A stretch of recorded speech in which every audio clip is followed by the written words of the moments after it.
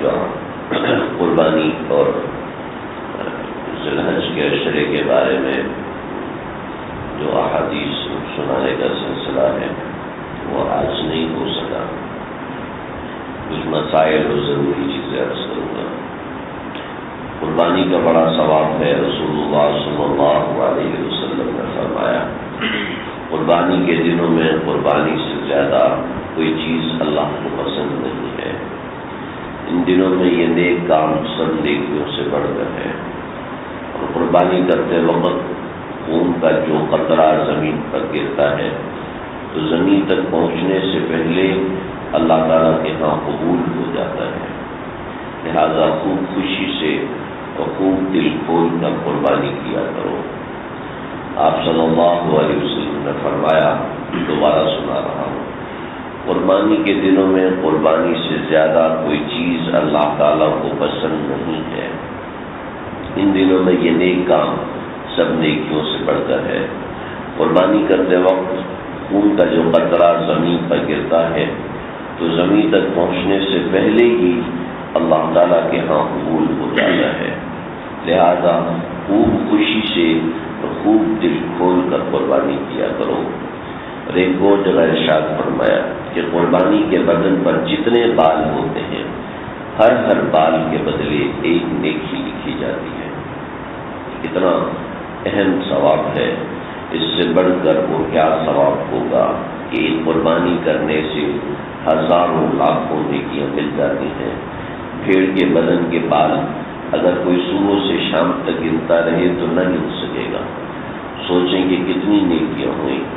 دینداری کی بات تو یہ ہے کہ اگر قربانی واجب نہ بھی ہو تب بھی اتنا زیادہ ثواب حاصل کرنے کے لیے قربانی کر لینی چاہیے. اس لیے کہ جب یہ دن گزر جائیں گے تو یہ دولت کہاں نصیب ہوگی. اتنی آسانی سے اتنی نیکیاں کیسے کمائی جا سکیں گی. اور اگر اللہ تعالیٰ نے مالدار اور امیر بنایا ہے تو مناسب ہے اپنی طرف سے قربانی کرے. جو رشتہ دار فوت ہو گئے ہیں جیسے ماں باپ وغیرہ, ان کی طرف سے بھی قربانی کرے تاکہ ان کی روح کو اتنا زیادہ انصال ثواب پہنچ سکے, اتنا زیادہ ثواب پہنچ سکے. رسول اللہ صلی اللہ علیہ وسلم کی طرف سے, آپ کی ازواج مطہرات کی طرف سے, اپنے پیر و مرشد کی طرف سے کر دے. کم از کم اپنی طرف سے تو ضرور قربانی کرے کیونکہ وہ مالدار پر قربانی واجب ہے. ایک محدث گزرے ہیں مطرف ابن شخصیر رحمۃ اللہ علیہ, وہ سفر میں تھے, کسی علاقے سے گزر رہے تھے تو ایک جگہ پر آرام کرنے کے لیے لیٹے تو ان کو خواب آیا. اور خواب میں انہوں نے دیکھا کہ ایک میدان ہے سفید رنگ کا اور اس میدان میں بہت سے لوگ جمع ہیں. تو اوپر سے کوئی چیز برستی ہے, سارے لوگ دوڑتے ہیں اور اس کو لیتے ہیں, لیکن ایک بزرگ بابا جی وہ وہیں پر کھڑے ہوئے ہیں اور وہ کہیں جاتے آتے نہیں ہیں.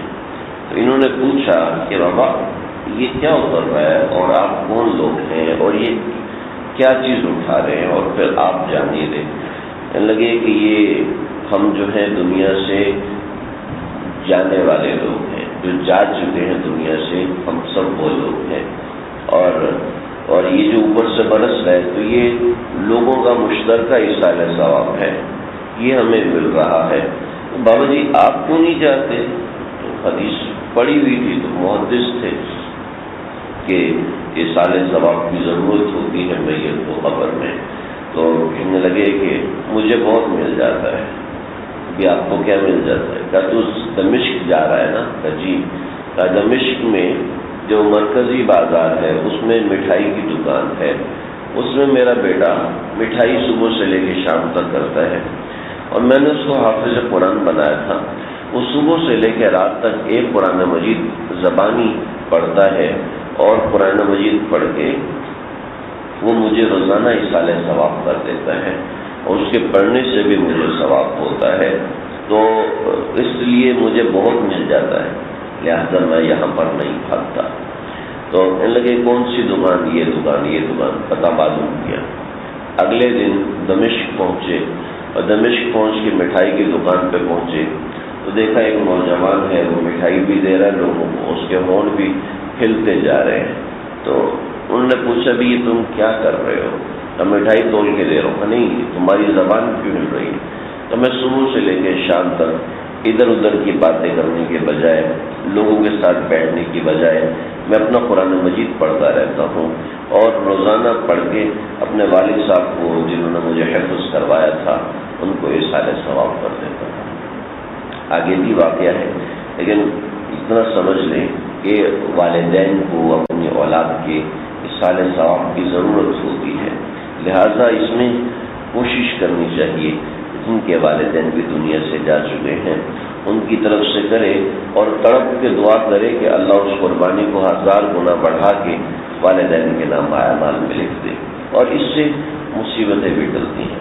قربانی کے وقت کی نیت اور دعا میں احادیث میں عرض کر چکا ہوں، لیکن یہاں مسئلے کے طور پر سمجھ لیں۔ قربانی کرتے وقت زبان سے نیت کرنا اور دعا پڑھنا ضروری نہیں ہے۔ اگر دل میں یہ دھیان کر لیا کہ میں قربانی کرتا ہوں اور زبان سے کچھ نہیں کہا تو، اور صرف بسم اللہ واللہ اکبر، بسم اللہ اللہ اکبر کہہ کر ذبح کر دیا تو قربانی درست ہوگی، لیکن یاد ہو تو یہ دعا پڑھ لینا بہتر ہے۔ انی وجہت وجہی للذی فطر السماوات والارض حنیفا وما انا من المشرکین قل ان صلاتي ونسكي ومحیاي ومماتي للہ رب العالمین لا شریک لہ وبذلک امرت وانا اول المسلمین، یہ دعا ہے۔ اور اللہم منک ولک، یہ بھی ایک دعا ہے۔ بسم اللہ اللہ اکبر، یہ بھی ایک دعا ہے۔ اس قربانی کے بعد اللہم تقبلہ منی کما تقبلت من حبیبک محمد وخلیلک ابراہیم علیہ الصلاۃ والسلام۔ اب ایک مسئلہ یہاں سمجھ لیں، قربانی کس کے اوپر واجب ہے؟ جس پر صدقہ فطر واجب ہے، اور بقرعید کے دنوں میں کسی کے پاس اتنا مال ہے تو اس پر قربانی واجب ہے۔ اگر اتنا مال نہ ہو جس سے صدقہ فطر واجب ہوتا ہے تو اس شخص پر قربانی واجب نہیں ہے، لیکن پھر بھی اگر کر دے تو باعث سے ثواب ہے۔ اب سمجھ لیں صدقہ فطر کس پر واجب ہوتا ہے؟ جس پر 5 قسم کی چیزیں ہوں۔ زکوٰۃ کے اندر 4 قسم کی چیزیں ہیں: سونا، چاندی، نقد، مال تجارت۔ یہ 4 قسم کی چیزیں ہیں، ان پر سال گزرنا ضروری ہے، لیکن صدقہ فطر میں یہ 4 قسم کی چیزوں کے ساتھ ایک 5ویں چیز ہے اور ایک شرط ہے: سونا، چاندی، نقد اور مال تجارت، اور اس کے ساتھ ضرورت سے زائد سامان، مکان یا زمین یا کوئی بھی چیز ہے۔ ضرورت سے زائد کپڑے ہیں، برتن ہے، ضرورت سے زائد کوئی بھی چیز ہے، گاڑی ہے جو ضرورت سے زائد ہے، اور فریج ہے جو ضرورت سے زائد، یعنی کہ کوئی بھی چیز جو ضرورت سے زائد ہے وہ بھی اس میں شامل ہے۔ اب ان 5 چیزوں کو ملا کے اگر 52.5 تولہ چاندی کے بقدر 10، 11 اور 12 ان 3 دنوں کے اندر کسی کے پاس مالیت 52.5 تولہ چاندی کے بقدر ہے تو اس پر قربانی واجب ہے۔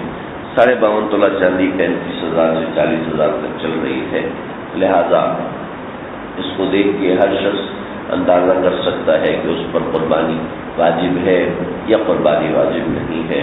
اور پھر اس کے بعد آج کل قربانی کرنا ویسے ہی آسان ہے، کیونکہ بس حصہ ڈال دو کسی مدرسے وغیرہ میں جہاں پر کوئی اچھی قابل اعتماد جگہ ہے، آپ کا اعتماد جس جگہ پر ہے وہاں پر پیسے ڈال دو، قربانی آپ کی تو بہت ادا ہو جائے گی۔ تو یہ جس پر قربانی واجب ہے، صرف اپنی طرف سے قربانی کرنا واجب ہے، اولاد کی طرف سے قربانی کرنا واجب نہیں ہے۔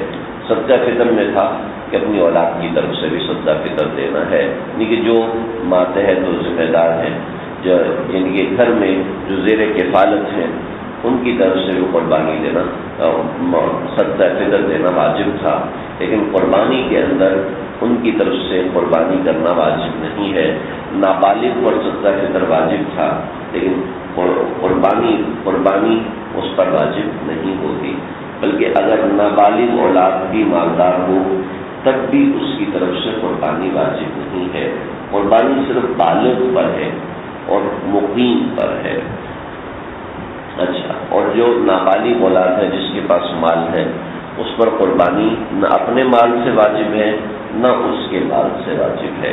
اگر کسی نے نابالغ کی طرف سے قربانی کر دی تو وہ نفلی قربانی ہوگی، لیکن اپنے ہی مال سے کرے اور اس کے مال سے ہرگز نہ کرے. مسافر پر قربانی واجب نہیں ہے.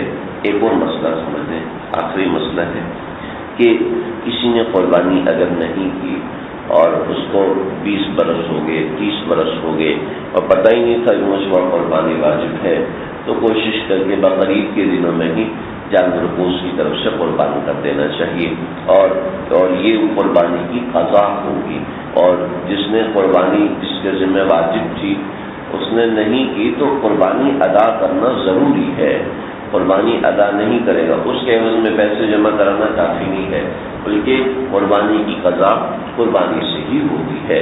لہذا قربانی کی قضا اگر کسی کے ذمہ ہے تو بہتر ہے ان دنوں میں کر لے. عام دنوں میں بھی کر سکتا ہے لیکن بہتر ہے ان دنوں میں کر لے کہ ان دنوں کا زیادہ ثواب ہے. اللہ تعالیٰ